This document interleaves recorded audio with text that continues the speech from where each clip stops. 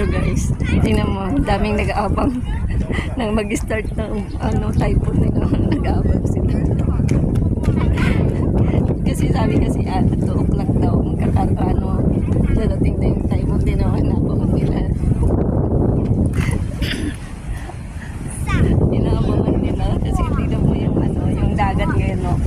Tingnan mo, ang dumi na, nandito na yung tubig agad, oh. Wala pa, hindi pa nag-start pero yung tubig, oh, nakakyat na agad. Yan, oh, tingnan mo. Grabe, oh. Wala pa yung typhoon pero ayan na, oh.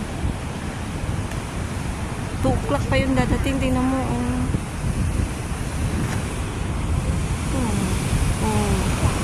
Kita mo yan. Diba?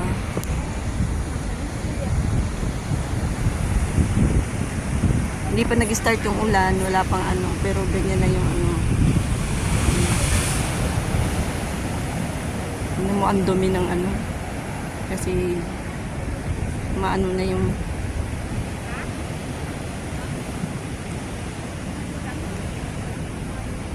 wala pa pero nandito na yung tubig, oh.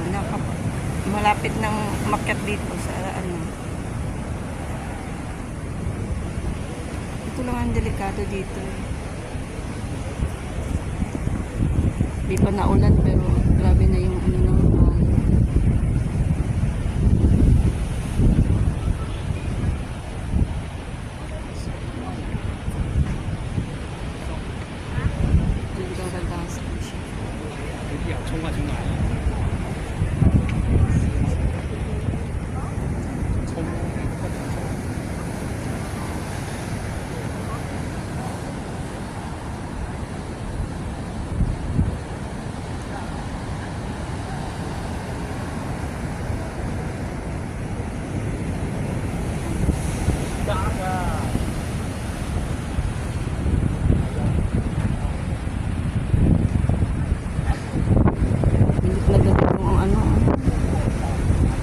pag-ikot ng tubig. Wow.